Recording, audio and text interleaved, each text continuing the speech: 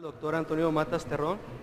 Él es profesor titular de la Universidad de Málaga, director del Grupo de Investigación, Métodos y Recursos para la Investigación y la Innovación Educativa. Ha sido docente en la Universidad de Jaén y Sevilla, en su país, en España. Ha sido profesor invitado en varias universidades de Sudamérica, en Perú, Argentina, Chile y Venezuela, y en algunas universidades europeas, como lo es Portugal. Codirector del Máster Andaluz de Educación Ambiental, coordinador y director del Máster Estudios Sudamericanos, coordinador y director de varios cursos especializados sobre e-learning y metodología de investigación. Ha dirigido varios proyectos de investigación, entre ellos cuenta con una decena, financiados por la Agencia de Cooperación Internacional en países como Perú y Venezuela, y varios proyectos de cooperación internacional sobre evaluación de competencias docentes, evaluación de políticas educativas y formación a distancia en Perú, en la Universidad de Santo Toribio y en la Universidad del Altiplano. Miembro de varios proyectos de investigación subvencionados sobre distintos aspectos de la evaluación y medición educativa aplicadas a las nuevas tecnologías y director de una decena de trabajos de doctorado, máster y tesis doctorales. Cuenta con una treintena de artículos y libros a nivel internacional sobre la evaluación y la medición educativa. Ha participado en unos 40 congresos con distintas aportaciones públicas vinculadas a la educación educativa y bueno, ha sido coordinador de la revista Conectar. Sus líneas de interés en las que se mueve el doctor Antonio Matas es medición y evaluación en distintos ámbitos de la tecnología educativa y recientemente participa en algunas actividades de investigación de educación para adultos. Y bueno, sin más preámbulo, le cedo la palabra al doctor Antonio.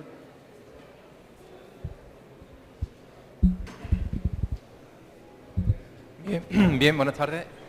Ante todo, antes de comenzar, quiero agradecer a la UDG, a la universidad y al comité organizador de este evento por el llamarme para poder participar en este congreso y estar unos días con ustedes, conocer el centro y poder participar de los compañeros que han venido también, tanto de Guadalajara como de otras partes de México.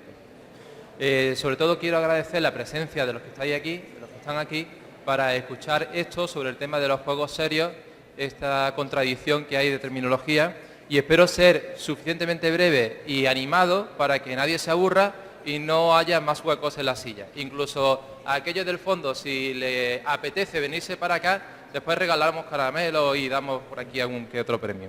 Así que muy agradecido a todos los que están aquí por atender a esta presentación. Bueno, lo que tengo que aclarar es que yo no voy a hablar nada, absolutamente nada que no sepan. O sea, todo lo que voy a decir lo saben, con lo cual no tengo mérito.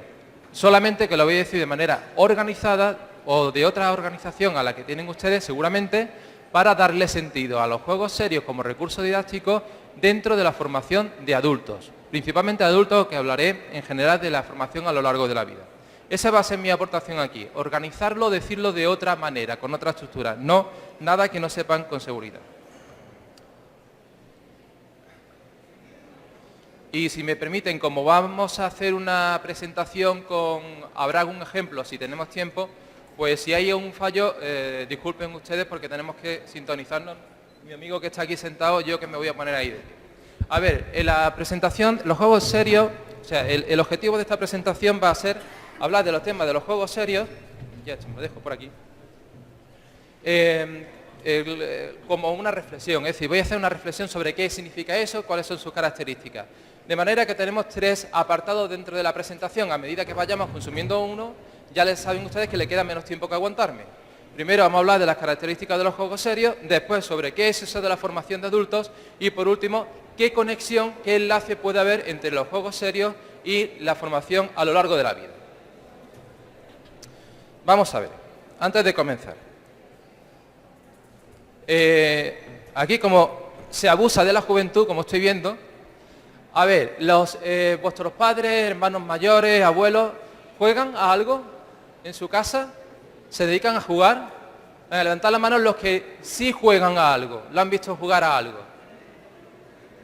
Minoría, muchas minorías. Allí al fondo, sí, algunos juegan, ¿no? Bueno, ¿y por qué no juegan? ¿Por qué los mayores no juegan? ¿Qué les pasa? Porque están cansados. Porque están cansados de vivir o de trabajar. Vale, hay una cosa, hay un tema de cansancio, de agotamiento, que impide que los mayores dicen que no juegan, ¿vale? Muy bien, pero los juegos serios, siguiente pregunta, cuando hablamos de juego en general, ¿qué es lo que se nos viene a la cabeza? Deporte. Deporte. ¿Qué más? A ver, ¿quién ha dicho diversión? Castigada. A ver, dilo fuerte. Diversión. Diversión, ¿qué más se nos viene a la cabeza? Venga. A ver, esta que está por aquí toda aburrida. Entretenimiento. Entretenimiento. Entretenimiento. ¿Alguna cosa más que no sea diversión, que no sea entretenimiento, que no sea algo más que se ocurra? Aprendizaje. Anda ya, ¿qué va, hombre? ¿A quién se le ocurre aprendizaje la primera vez que piensa en juego? A él. Alegría. Alegría, pasárselo bien, disfrutar, tocar cosas, experimentar. Eso es lo que pasa con los juegos, eso es la característica de los juegos. Un juego nos entretiene, nos hace que nos divertamos, porque si no nos divierte no jugamos más. Se refuerza, por tanto. ¿Vale? Las tres características esenciales que habéis dicho vosotros son diversión, que se practica algo, yo lo he puesto como experimentación, lo habéis dicho de otra manera, ¿vale? Pero entiendo que ese puede ser el sentido. Y una cosa que no habéis dicho, pero que yo lo apunto, que es la motivación. El juego se autorrefuerza. Cuando yo juego una vez y me gusta, vuelvo a intentar jugar más, porque se autorrefuerza. Hay un autorrefuerzo, motiva la propia ejecución de la tarea. Bien, ¿y cuál es el elemento que diferencia al juego clásico? Creo que esto es. El juego clásico que sería,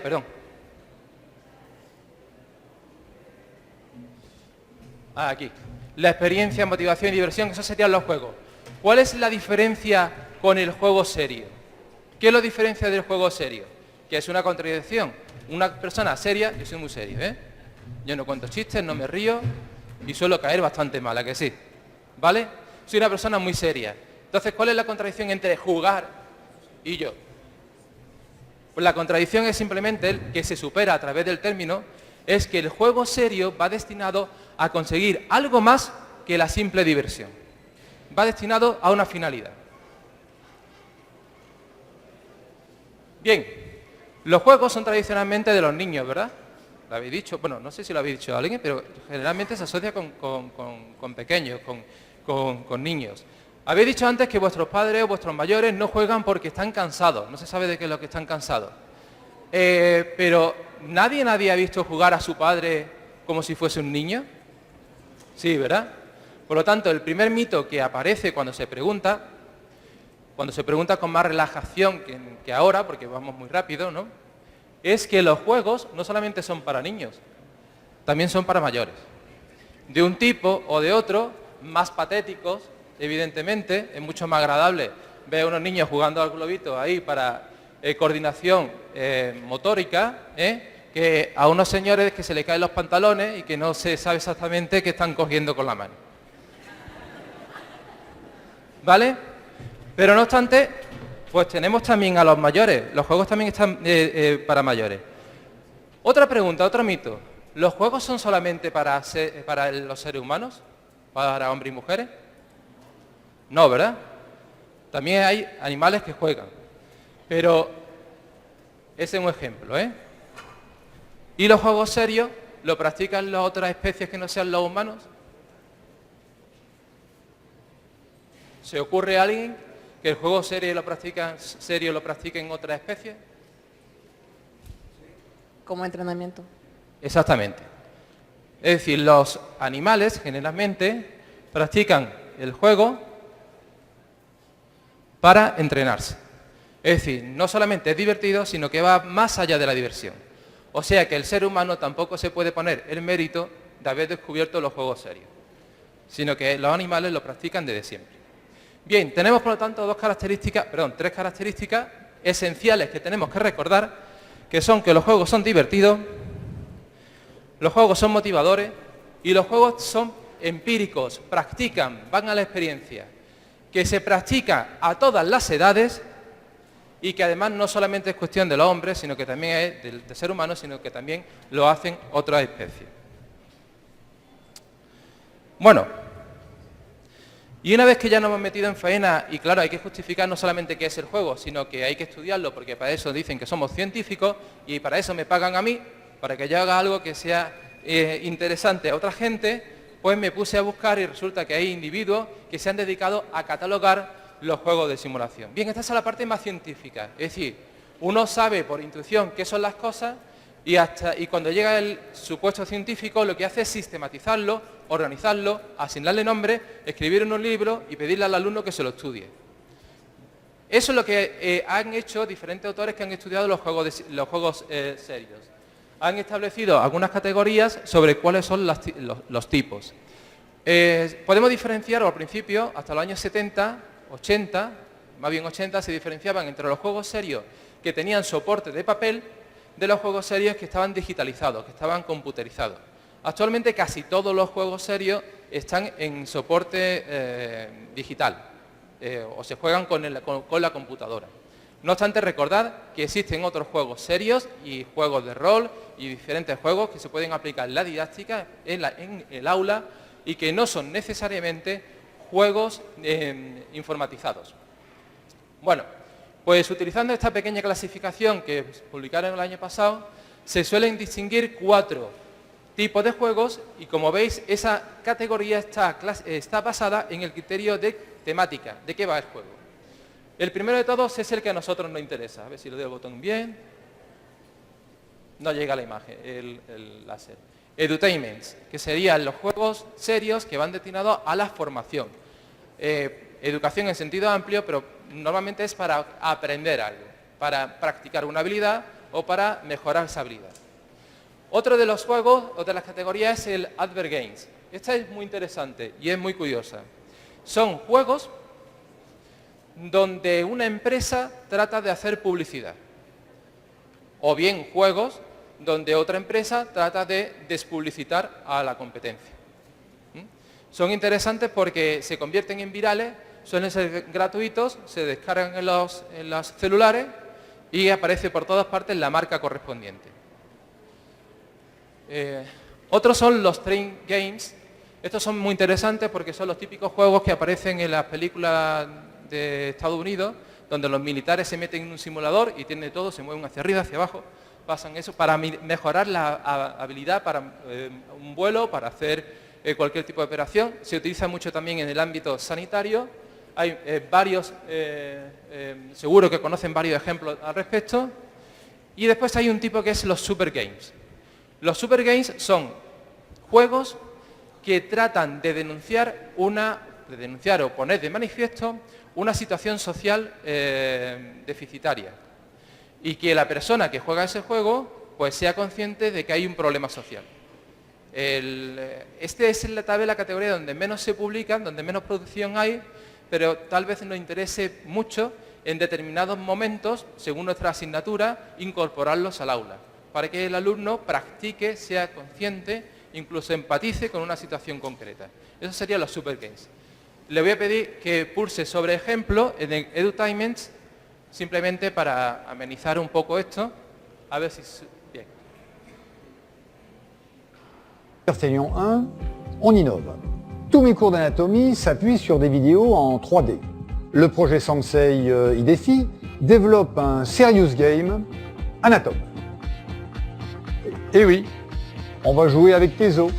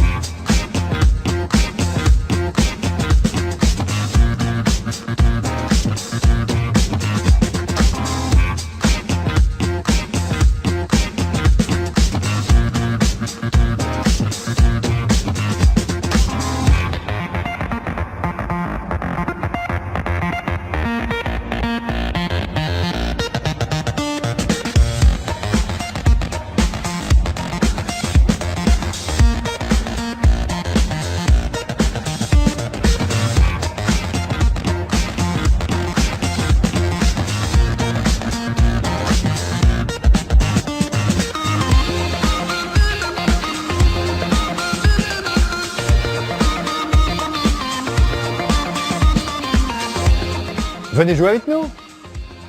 Attends, t'oublies le premier chapitre.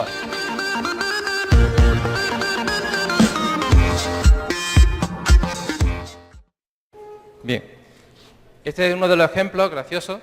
Tenemos más, si nos sobrase tiempo después podríamos enlazar, pero también por internet se puede buscar directamente Serious Games, Healthcare y aparece un montón de enlaces. Aparte de la tipología, otro de los elementos que en su momento yo me pregunté era cuál era la producción que había de juegos serios, o sea, qué se dedicaba el mercado y quién los producía. Bueno, pues resulta que ha habido un aumento, estos son datos desde el 2002 hasta el 2011, la mayoría de juegos están dedicados a la educación y a la publicidad. Los científicos, los militares y demás son, incluso religiosos y demás, son minoritarios. Tal vez el elemento que hay que destacar es que antes de 2000 la estadística era el 50% de juegos sobre educación y sobre mercado solamente era un 10%. O sea, desde 2000 hasta 2011, prácticamente 10 años, se ha comido la producción todo el tema relacionado con el marketing y la publicidad. Es decir, que hay negocio, que esto sirve para trabajar. Bueno, ¿cuáles son los efectos que tienen los juegos? Pues voy a comentar solamente el tema de los videojuegos, de un estudio que sacaron Pinazo y Sánchez, hablando sobre cuál es el efecto de los videojuegos. En general, este efecto de los videojuegos se puede aplicar también a los juegos serios que están en soporte digital, porque la mayoría, si bien antes he dicho que hay en papel y hay en soporte digital o computerizado, casi 99% actualmente se produce a través de la red o bien en CD o algún tipo de lector digital. Bueno, pues los efectos que tenemos son que mejora el proceso de aprendizaje y la resolución de problemas siempre que se utilice bien. Porque si se utiliza mal o regular no funciona. Pero un juego bien diseñado con el enfoque destinado a la educación genera una mejora en el proceso de aprendizaje. Mejora la coordinación sensoromotora siempre que el juego esté destinado a la coordinación, no solamente a dar respuesta a preguntas, sino que exija una coordinación del dónde pulsar, incluso del movimiento. Hay algunos juegos que utilizan la plataforma Wii, incluso la PlayStation con el iToy, para mejorar la coordinación. Yo personalmente he utilizado alguno con menores que tienen problemas, un pequeño retraso, un problema de coordinación y funciona bastante bien. Otro es que fomenta la creatividad, pero claro, esto de la creatividad la fomenta en la medida que está bien diseñado. Al final la conclusión es esa, todo esto se genera si el diseño está destinado y está bien diseñado según unos principios básicos que hay que cumplir. Puede apoyar las terapias médicas, ese es un campo que se está abriendo ahora mismo. Bueno, ahora mismo me refiero a hace 10 años para acá, que es todo el desarrollo de terapias tanto a nivel psicológico, de funciones psicológicas, como a nivel físico. Entonces, a nivel psicológico podéis entrar en el celular, buscar en el Play Store el tema sobre meditación y aparece un montón de apps donde tenemos que ponernos en determinada posición, nos controlan la respiración, pulsamos si nos despistamos. Hay una cantidad de juegos que van destinados precisamente a la mejora del estado del bienestar psicológico. Y también hay un montón de juegos destinados a la mejora física y fisiológica. Desde los menores que tengan un tipo de retraso, como he comentado antes, hasta las personas más ancianas que estén padeciendo algún tipo de discapacidad relacionada con demencia, Alzheimer es la más conocida, pero hay otras. Bueno, pues ese es un campo que ahora se está desarrollando bastante y que después dejaré al menos 2 enlaces al respecto. Otra de las cuestiones que son un primer enlace para la computadora, y esto lo conecto con algunos comentarios que han hecho de que hay personas y docentes que les cuesta trabajo utilizar la computadora dentro del aula. Bueno, pues el juego, como no requiere utilizar un teclado, sino un pequeño mando, suelen ser sencillos, pues es un primer acercamiento al ámbito informático. Lo utilizamos con docentes que rechazan la tecnología y también con personas mayores que por algún motivo no lo han utilizado nunca y necesitan ahora utilizarla. Y otro de los elementos es que favorece el entrenamiento para superar diversos problemas. Y esto está destinado, esto no es nuevo, esto está enlazado con el entrenamiento en tarea. Para que una persona lea bien qué se le obliga o qué se le pide, que lea. Bueno, pues simplemente entrenar en tareas. Hay determinados juegos que le dan un interfaz más atractivo que el profesor allí presente, de forma virulenta, pues se le da un interfaz que no sea el profesor, que no haya violencia académica y entonces la persona pueda practicar hasta que domina esa tarea. Estos son algunos de los efectos, que lo he puesto aquí más que nada para dar una contextualización de los juegos. Otro de los elementos básicos, pasando ya a lo que es el aprendizaje a lo largo de la vida, es el aprendizaje a lo largo de la vida. ¿Qué se entiende por eso? Bueno, pues ahí, como yo no soy pedagogo, pues ahí me pierdo. Entonces he tenido que recurrir a leer a compañeros míos y a otros autores sobre qué es el aprendizaje a lo largo de la vida. Y hay una gran abanico de definiciones. Al final he entendido que el aprendizaje a lo largo de la vida es cualquier actividad que se desarrolla en cualquier momento de la vida de la persona por cualquier motivo, social, personal, laboral, del que sea, y que va destinado a una mejora, a la mejora de algo en concreto. Entonces los elementos básicos serían que hay una formación no necesariamente formal, no tiene que pasar por la escuela de manera formal, el tiempo es en cualquier tiempo es bueno para realizarla y que hay un motivo. Y el motivo puede ser diverso, pero un motivo para que se desarrolle ese tipo de actividad. Entonces, esas serían las tres características que yo quisiera destacar al respecto. Y ahora llegado este momento, le voy a poner en un apuro. A ver, ustedes por qué aprenden. No porque estudian, sino porque aprenden. ¿Aprende alguien porque le encanta y disfruta con ello? ¿Sí? A ver, levanta la mano. Una persona, dos personas. A ver, el fondo de allí. La fila los mancos. A ver, dos personas. ¿Hay alguien que esté aprendiendo aquí por casualidad? ¿Porque esté obligado por los padres? ¿O porque le hayan sugerido o estudia o te mato? ¿Nadie? No, ¿ninguno? Bueno, yo me alegro. ¿Alguien aquí que estudia porque no tiene otra cosa que hacer? Tampoco, nadie. ¿Alguien que estudia porque espera tener una profesión que le dé estatus social, nivel económico en el futuro? Venga, ya, las manos. Vale, vale. Bueno, me he creído la mitad de la respuesta, ¿eh? La otra mitad lo dudo. Bien. ¿Cuáles son entonces las motivaciones que habéis dicho? Aquellos que habéis dicho que aprendéis por placer, esa motivación viene de dentro o viene de fuera. De dentro. Y aquellos que habéis dicho que aprendéis porque, aquellos que no habéis dicho que aprendéis porque os obligan, esa motivación viene de dentro o viene de fuera. De fuera. Y los que estudiáis para conseguir un bien mejor, viene de dentro o viene de fuera.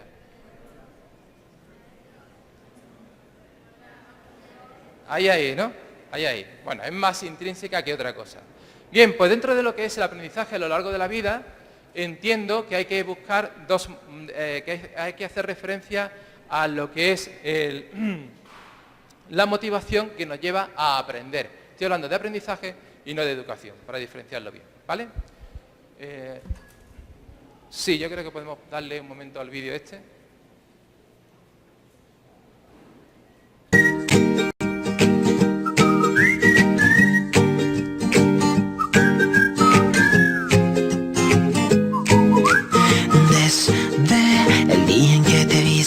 Como que ya te conocía, un minuto fue suficiente y ya sentía quererte.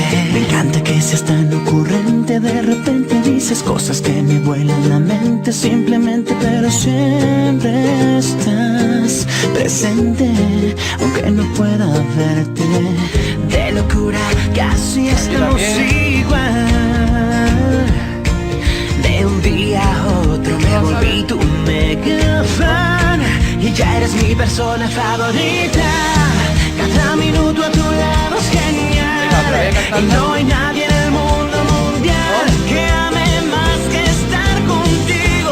Cada momento lo haces especial. Tú eres mi persona favorita y aunque no siempre lo hago. esta canción, para los que la sabéis o los que os suena por lo menos el estribillo, ¿cómo la habéis aprendido? ¿Habéis llegado a la biblioteca, allí en el estante que está el Lyrics, el Song, y habéis cogido el libro sobre letras de las canciones? No, ¿lo habéis aprendido cómo? Escuchando. ¿Y ha sido muy sesudo? ¿Habéis sufrido mucho? ¿Los sudores caían mientras que estabais escuchando la canción para poder aprender? No, ¿verdad? Bien, pues entonces ese es el segundo elemento que quiero destacar. ¿Cómo se aprende? Entonces el primero, la motivación, y el segundo, el cómo se aprende. Bueno, aquí tenemos las etapas de la vida. He puesto 4, en realidad los fisiólogos lo suelen reducir en 2. La infancia, los adultos más jóvenes, después los adultos más mayores. Por cierto, que uno de los adultos más mayores es el que ha organizado todo el congreso, está aquí, en la foto. Y después tenemos 3 abueletes que están viendo algo que les interesa muchísimo. ¿Qué será? No lo sé, pero les interesa muchísimo. Bueno, esas serían las 4 etapas, pero vamos a reducirlas a 2. Vamos a ver, ¿qué pasa cuando somos niños? La motivación del aprendizaje, cuando erais pequeños con 4 o 5 años y fuisteis al colegio, ¿qué ocurría? ¿Estabais tirando de vuestro padre con la mano para que llevase al colegio? Papá, venga, que llego tarde, dame los libros que los quiero mucho. O más bien fue el padre y dice, venga niña, al colegio que te toca. Más bien fue lo segundo, ¿verdad? Bueno, pues entonces tenemos que la motivación al principio, y estoy hablando de generalidades, ahora me vaya a decir, no, pues yo en mi caso no. Yo fui al colegio con 2 años y medio, bueno, y disfrutaba, que yo era una maravilla. Bueno, habrá siempre excepciones, pero estoy hablando de generalidades. Tenemos, por lo tanto, que la motivación al principio es siempre como de imperativo, es siempre, casi siempre externa, aunque nos guste después estar en el colegio, con los compañeros, con los niños, y raramente, o muy pocas veces, es por placer. Como veis, los circulitos están mezclados, están relacionados, porque, claro, uno cuando está en el colegio se lo pasa bien, hasta que llega el maestro, ¿no? Entonces se lo pasa mal, cuando se va, se lo pasa bien. Entonces siempre está un poco en ese juego. Y ahora el proceso de... deja solamente la presentación, ¿vale? Gracias. Y ahora, en el tema de aprendizaje, pues al margen de excepciones, generalmente la enseñanza formal, que es donde nos metemos cuando somos niños, pues nos requiere de una manipulación muy relativa, suele ser memorístico, y la regulación del aprendizaje está al principio sobre todo, y en principio, gestionada por el docente. ¿Qué es lo que estudiamos? ¿Cuándo lo estudiamos? ¿Y a qué ritmo lo tenemos que estudiar? Y reitero, que estos son generalidades, ¿vale? Esto no le ha pasado a todo el mundo ni siempre es igual. Pero entiendo que suele ser. Cuando ya somos un poquito más mayores, aquí tengo a 3 alumnas mías de hace algún tiempo riendo, claro, estaba yo haciendo la foto, ¿cómo no se iban a reír? Estaban sonriendo de la clase, muy parecida a esta, y tenemos también este grupo de personas adultas ya un poco más mayores. ¿Qué es lo que ocurre cuando uno empieza a ser más mayor y se mete, o se está previendo que se mete en el ámbito laboral? Está buscando una titulación, una carrera para poder trabajar. Pues que entonces la motivación es externa en la medida que estamos buscando una recompensa, un refuerzo externo, no es interno, que es lo que estabais haciendo este grupo de aquí. Seréis todos compañeros del mismo curso, ¿no? Lo estáis buscando ya, terminando, dice, a ver si puedo conseguir un trabajo que me permita vivir como un blanco sin correr como un negro, ¿no? ¿Sabéis la frase esa? Había un futbolista en un equipo que recordarán mis compañeros que decía, yo estoy trabajando, jugando como un negro para poder vivir como un blanco. Pues entonces cuando uno estudia básicamente hace eso, trabajar mucho, estudiar mucho para poder vivir bien. Bien, pues esa sería la motivación externa. Nos exige la empleabilidad. Hasta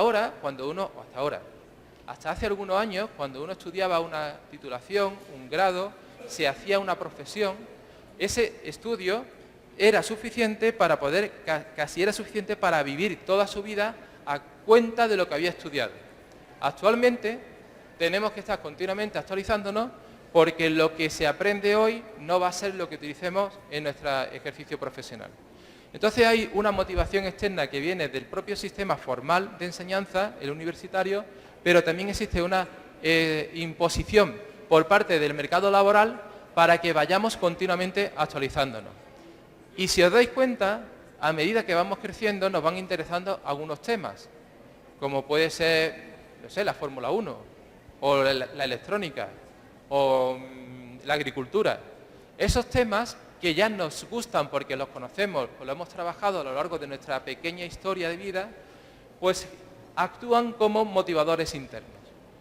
Entonces, cuando somos adultos jóvenes y adultos más mayores, tenemos una exigencia del entorno laboral, pero también tenemos una motivación interna.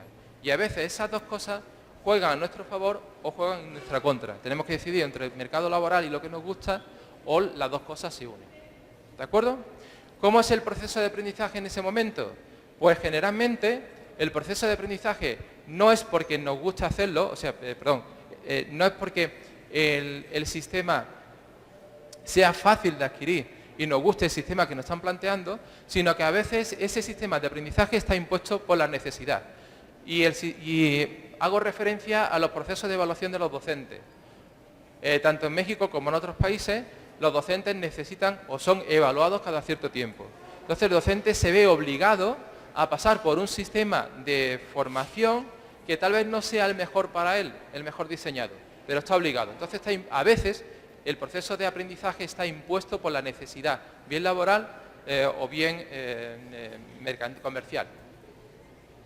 Tenemos también el hecho de que cuando somos mayores empezamos a ser más torpes, nos cuesta más trabajo retener la información y el aprendizaje se hace más de manera aplicada, empírica. Tenemos que practicar con las cosas. Si no practicamos con las cosas, se nos olvida. No lo sabemos. Eso de la inteligencia cristalina, inteligencia fluida, pues eso se nos va olvidando. Entonces, el proceso de aprendizaje es más de utilizar más que de memorizar. Eso quiere decir que nos basamos en la experiencia. Cuando aprendemos bien las cosas es cuando las utilizamos. Si aprendemos algo hoy en un libro y eso no lo utilizamos, dentro de un mes lo hemos olvidado casi por completo. Otro de los elementos es que está autodirigido en ocasiones. En ocasiones nosotros somos los que decidimos, ¿aprendemos o no aprendemos? Esto o aquello, siempre que nos permita el mercado laboral o la exigencia de la empresa. Es también manipulativo, tiene que ver con la experiencia. Anteriormente tenemos que tocar, tenemos que saber. A una persona mayor no le puede decir, mira, con el mouse pulsa aquí, pulsa aquí, pulsa aquí, ya está abierto. Mira, hasta luego, ya lo sabe. Bueno, pues esa persona cuando va a sentarse delante de la computadora dice, vale, el mouse, pulso, me voy. Y se va directamente, ¿vale? Eso tenemos la experiencia, creo que casi todos. Por cierto, a los que sois más jóvenes, cuando vuestro padre o vuestra madre os pida que le enseñáis cómo utilizar el mouse para el Skype, pues no hagáis eso. Aquí me voy con los amigos. Sentar un poquito y mirad que lo hace bien, que lo practica. Se ha comprobado que una pequeña ayuda a personas mayores, a personas de mayores de 65 años, que quieran utilizar la computadora, no es necesario estar 2 horas con ellas. Simplemente decirle cómo se hace, esperar detrás de ellos a que lo hagan, corregirlos levemente en aquellos errores que están cometiendo y que lo repita 4 o 5 veces y lo aprenden perfectamente. Es ese proceso de manipulación el que se está manifestando. Bien, la tercera fase. ¿Qué pasa a una persona mayor cuando tiene 65, tiene 66, 67, 70, 89, 90, 91, 100, 101, 102, 103, 104? Bueno, pues que la necesidad existe. Y ahora os comentaré un caso de España, que aquí también se vive, pero que en España ha sido como algo muy novedoso. Pero sobre todo hay un interés personal por aprender. Las personas mayores tienen interés por saber lo que ocurre, quieren meterse dentro de lo que hay, no quieren ser viejos, quieren estar al día. Entonces hay una motivación interna grande. Esa motivación interna en mi país es casi total. Es decir, una persona aprende a la edad de 65, 66, 70 porque quiere.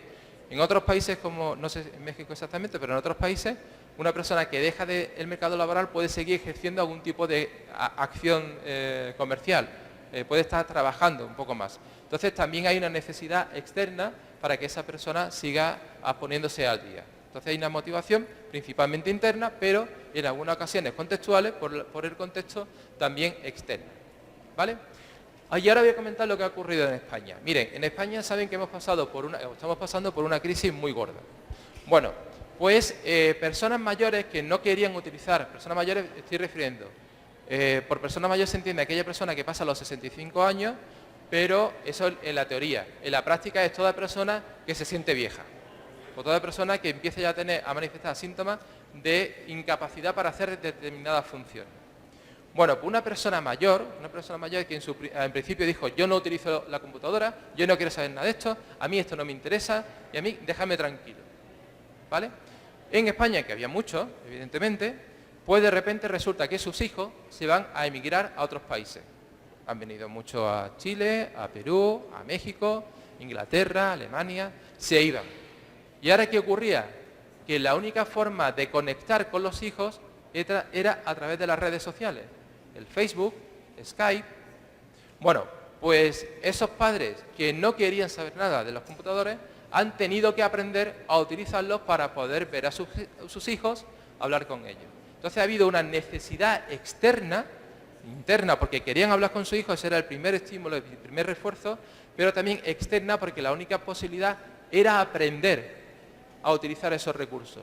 Y entonces tenemos ahora gente con 74, 75 años que saben perfectamente cómo utilizar Skype, saben por qué se va, por qué no se viene, que hay un sistema operativo, cómo se hace, pero solamente eso. No le pidas hacer una carta de presentación en el Word porque eso no le interesa. Entonces el proceso de aprendizaje de las personas mayores es también manipulativo, es experiencial, se puede facilitar por una pequeña ayuda, como he dicho antes, en el proceso de entrenamiento, y lo que quieren es que tenga un sentido inmediato. Si esto me sirve para esto, bien, y si no, no. El proceso de aprendizaje, por lo tanto, es diferente, ¿vale? En resumen, cuando vamos evolucionando en la vida, nuestra capacidad fisiológica cambia, nuestro contexto cambia y todo eso hace que nuestra motivación hacia aprender y nuestra capacidad o sistema de aprender también va variando. ¿Vale? Vamos a ir resumiendo entonces. Si resulta que el aprendizaje que se genera a lo largo de la vida está determinado por el proceso de autorregulación o regulación externa, es manipulativo, experiencial, necesita de la aplicabilidad, también recurre a la memoria, en su caso cuando es más pequeño, y en todo caso tiene que estar motivado de forma interna y externa, ¿qué ocurre con los juegos serios? Que es un recurso, uno, hay 347.000 más. Este recurso, pues que los juegos serios me daban la capacidad de experimentar de manera barata, a través de un sistema computerizado, me motivan porque autorrefuerzan la tarea, la actividad, y además son divertidos. ¿Qué más quieres? Bueno, pues entonces si yo tengo un juego que me permite enseñar algo, que cumple 3 requisitos, y esos 3 requisitos están enlazados directamente con los factores que determinan el aprendizaje de una persona desde que es pequeña hasta que es muy mayor, pues tenemos el enlace perfecto, el enclaje perfecto entre ese recurso didáctico y el aprendizaje a lo largo de la vida. ¿De acuerdo? Como ven, no he dicho nada del otro mundo. O sea, esto se sabía. Lo que he simplemente presentado ha sido de forma coherente el anclaje de un recurso didáctico dentro de una necesidad o de una realidad socioeducativa. Bueno, hay una serie de cuestiones, porque esto no es así y se acabó, hay una serie de cuestiones que hay que superar. Aquí viene ya la parte de investigación, hay que hacer investigación sobre este tema. Una de ellas, si existe aprendizaje, vale, pero ese aprendizaje ¿cómo se produce? Al margen de las técnicas y procedimientos que yo he marcado, en la cabeza de nosotros ¿cómo se produce? ¿Cuáles son la conexión entre la memoria a largo plazo, corto plazo, la de trabajo, la que sea, la percepción que tiene, el hecho de que haya personas que tengamos deficiencia perceptual de algún tipo, o algún tipo de necesidad? ¿Eso cómo se hace realmente? Solo tienen que estudiar básicamente los psicólogos del aprendizaje o la psicología básica. Y ahí tienen un campo que está muy avanzado, pero que todavía hay cosas que descubrir. ¿Este aprendizaje se generaliza? Y si hay generalización, ¿es siempre a lo largo de toda la fase de la vida?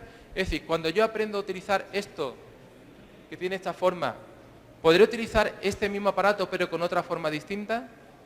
Ustedes saben que hay algunas patologías o disfunciones que no son capaces, que hacen que la persona sea incapaz de generalizar el aprendizaje de un contexto a otro contexto. Esa capacidad de generalización es plausible a lo largo de toda la vida, en todas las fases, porque si no es plausible, lo que yo aprenda a utilizar en un juego de simulación, en un juego serio, en un juego de rol, solamente seré capaz de hacerlo ahí, no cuando esté en la calle. Hay un juego muy interesante, muy sencillo, en el cual si uno puede programar, los centros pueden programar la recepción de los alumnos y cómo el alumno se tiene que dirigir a la persona que le está atendiendo. Si el alumno que llega es capaz de aprender eso y cuando va a la ventanilla lo ejecuta igual, ha generalizado, bien. Pero si el alumno lo hace bien y cuando va a la ventanilla no sabe qué tiene que hacer, que generalizar esa conducta, el aprendizaje realizado a través del juego es inútil. Entonces esa es otra línea de trabajo. ¿Cómo es la generalización y cuáles son los factores integrados de la generalización? Y ahí hay estudios sobre la sobrecontextualización gráfica de los videojuegos que son interesantes. ¿Cómo insertar los juegos serios en el currículum universitario? Porque estamos hablando de personas mayores. ¿Cómo hacerlo de manera más eficiente? Porque ya digo, esto es un único recurso, no es el único ni el mejor, pero hay que incluirlo, estaría bien incluirlo. Utilizar una forma para que se ejercite la interacción social, para que se ejercite las entrevistas que hay que realizar, cómo manipular una analítica. Todo eso se puede realizar a través de juegos serios, pero que hay que insertarlo correctamente dentro del currículum. Otro de los elementos son los juegos, que son un recurso más, podrían basarse en un sistema de actualización profesional solo a base de juegos autoconsumidos. Es decir, puedo utilizar los juegos serios como unidades de autoformación, y si eso es así, tiene algún peligro de que en realidad de formarse, un peligro de que en realidad en lugar de formarse la gente se deforme. ¿Cuáles serían los elementos que están ahí jugando un factor importante? Y después tenemos alguna cosa como qué ocurre cuando los juegos se diseñan en una plataforma o en un soporte, como puede ser el celular, y ese mismo juego se traslada a otra plataforma, a otro soporte. ¿Tienen el mismo efecto? ¿Hay diferentes impactos? Eso también hay que valorarlo. Bueno, y esas son algunas de las cuestiones que aparecen cuando uno hace una consulta general del tema de los juegos serios y de los videojuegos que están muy enlazados. ¿Vale?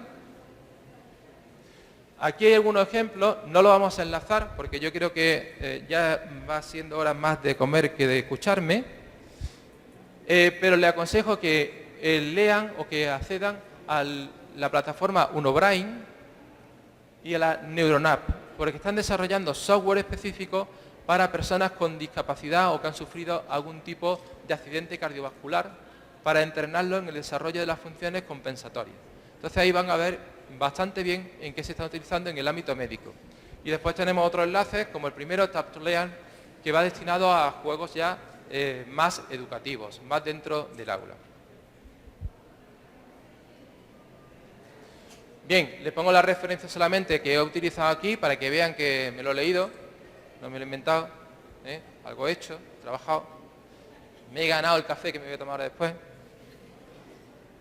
Y en cualquier caso, pues siempre quedo a su disposición por si tienen algún comentario, alguna sugerencia y algo más, una aportación, lo que quieran. Y agradezco su atención.